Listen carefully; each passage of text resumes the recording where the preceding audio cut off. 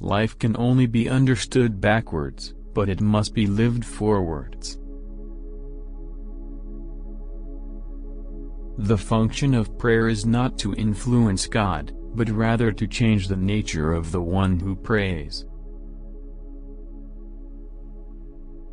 People demand freedom of speech as a compensation for the freedom of thought which they seldom use.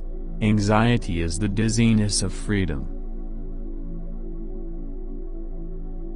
People understand me so poorly that they don't even understand my complaint about them not understanding me.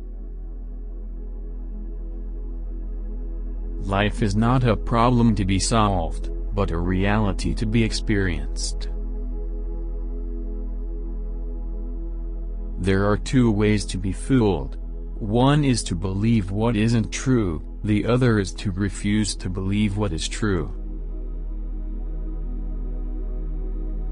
The most common form of despair is not being who you are. It is perfectly true, as philosophers say, that life must be understood backwards. But they forget the other proposition, that it must be lived forwards. The greatest hazard of all, losing one's self, can occur very quietly in the world, as if it were nothing at all. No other loss can occur so quietly. Any other loss, an arm, a leg, $5, a wife, etc., is sure to be noticed. I see it all perfectly. There are two possible situations. One can either do this or that. My honest opinion and my friendly advice is this: do it or do not do it. You will regret both. What labels me, negates me. The most painful state of being is remembering the future, particularly the one you'll never have. Marry, and you will regret it. Don't marry, you will also regret it. Marry or don't marry, you will regret it either way. Laugh at the world's foolishness, you will regret it. Weep over it, you will regret it too. Laugh at the world's foolishness or weep over it, you will regret both. Believe a woman, you will regret it. Believe her not, you will also regret it. Hang yourself, you will regret it. Do not hang yourself, and you will regret that too. Hang yourself or don't hang yourself, you'll regret it either way. Whether you hang yourself or do not hang yourself, you will regret both. This, gentlemen, is the essence of all philosophy. The Bible is very easy to understand. But we Christians are a bunch of scheming swindlers. We pretend to be unable to understand it because we know very well that the minute we understand, we are obliged to act accordingly. In addition to my other numerous acquaintances, I have one more intimate confidant. My depression is the most faithful mistress I have known. No wonder, then, that I return the love. What is a poet? An unhappy man who hides deep anguish in his heart, but whose lips are so formed that when the sigh and cry pass through them, it sounds like lovely music. And people flock around the poet and say, "Sing again soon," that is, "May new sufferings torment your soul but your lips be fashioned as before," for the cry would only frighten us, but the music, that is blissful. A fire broke out backstage in a theater. The clown came out to warn the public. They thought it was a joke and applauded. He repeated it, the acclaim was even greater. I think that's just how the world will come to an end, to general applause from wits who believe it's a joke.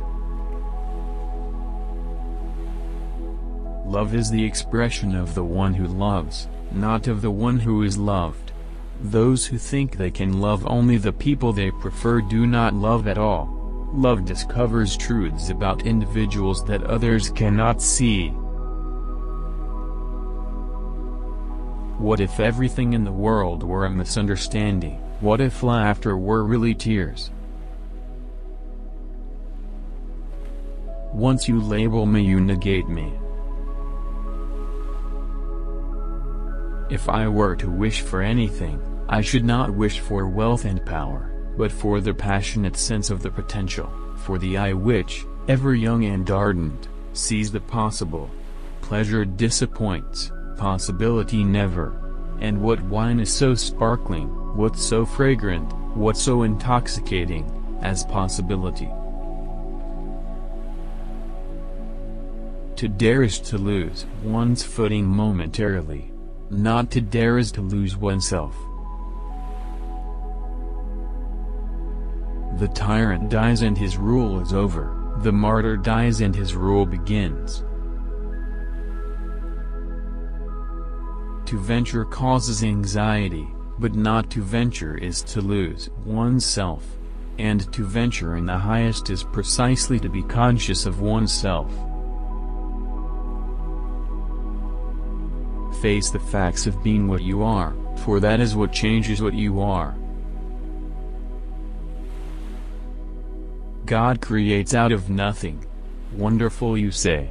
Yes, to be sure, but he does what is still more wonderful, he makes saints out of sinners.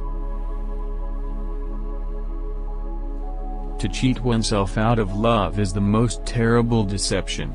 It is an eternal loss for which there is no reparation, either in time or in eternity. If anyone on the verge of action should judge himself according to the outcome, he would never begin. Above all, do not lose your desire to walk. Every day, I walk myself into a state of well-being and walk away from every illness. I have walked myself into my best thoughts, and I know of no thought so burdensome that one cannot walk away from it. But by sitting still, and the more one sits still, the closer one comes to feeling ill. Thus, if one just keeps on walking, everything will be all right. The proud person always wants to do the right thing, the great thing. But because he wants to do it in his own strength, he is fighting not with man, but with God. How did I get into the world?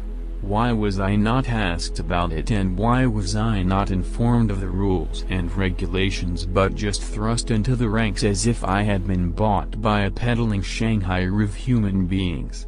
How did I get involved in this big enterprise called actuality? Why should I be involved? Isn't it a matter of choice? And if I am compelled to be involved, where is the manager? I have something to say about this. Is there no manager? To whom shall I make my complaint? Many of us pursue pleasure with such breathless haste that we hurry past it. The highest and most beautiful things in life are not to be heard about, nor read about, nor seen, but, if one will, are to be lived. Truth always rests with the minority, and the minority is always stronger than the majority, because the minority is generally formed by those who really have an opinion, while the strength of a majority is illusory, formed by the gangs who have no opinion, and who, therefore, in the next instant, when it is evident that the minority is the stronger, assume its opinion, while truth again reverts to a new minority. It is perhaps the misfortune of my life that I am interested in far too much but not decisively in any one thing. All my interests are not subordinated in one but stand on an equal footing. It is so hard to believe because it is so hard to obey. Boredom is the root of all evil, the despairing refusal to be oneself. Don't you know that a midnight hour comes when everyone has to take off his mask? Do you think life always lets itself be trifled with? Do you think you can sneak off a little before midnight to escape this? I have just now come from a party where I was its life and soul. Witticism streamed from my lips, everyone laughed and admired me, but I went away. Yes, the dash should be as long as the radius of the Earth's orbit dash dash dash dash dash, and wanted to shoot myself.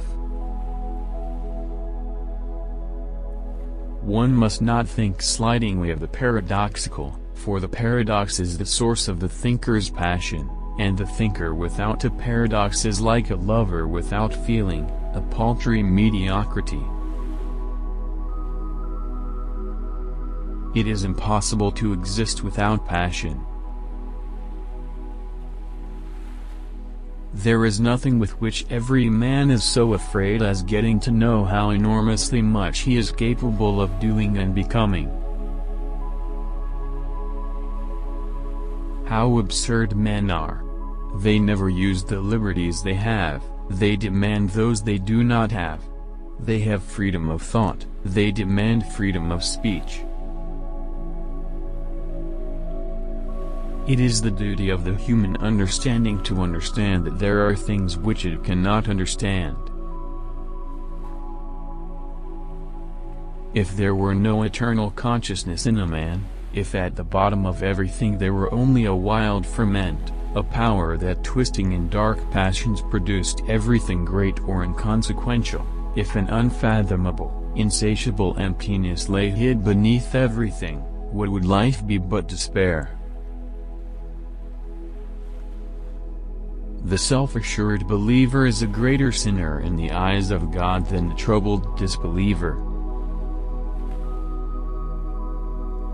Listen to the cry of a woman in labor at the hour of giving birth, look at the dying man's struggle at his last extremity, and then tell me whether something that begins and ends thus could be intended for enjoyment.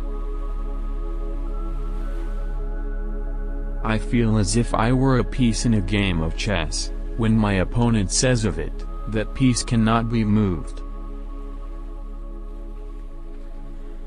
Where am I? Who am I?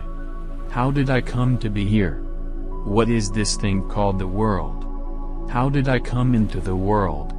Why was I not consulted? And if I am compelled to take part in it, where is the director? I want to see him. The matter is quite simple. The Bible is very easy to understand. But we Christians are a bunch of scheming swindlers. We pretend to be unable to understand it because we know very well that the minute we understand, we are obliged to act accordingly. Take any words in the New Testament and forget everything except pledging yourself to act accordingly. My God, you will say, if I do that my whole life will be ruined. How would I ever get on in the world? Herein lies the real place of Christian scholarship. Christian scholarship is the Church's prodigious invention to defend itself against the Bible, to ensure that we can continue to be good Christians without the Bible coming too close. Oh, priceless scholarship, what would we do without you? Dreadful it is to fall into the hands of the living God. Yes, it is even dreadful to be alone with the New Testament. Leap of faith, yes, but only after reflection. The thing is to understand myself, the thing is to find a truth which is true for me, to find the idea for which I can live and die. That is what I now recognize as the most important thing. Why bother remembering a past that cannot be made into a present? Happiness is the greatest hiding place for despair. On the secretly blushing cheek is reflected the glow of the heart. My sorrow is my castle. It is very important in life to know when your cue comes. I stick my finger into existence and it smells of nothing.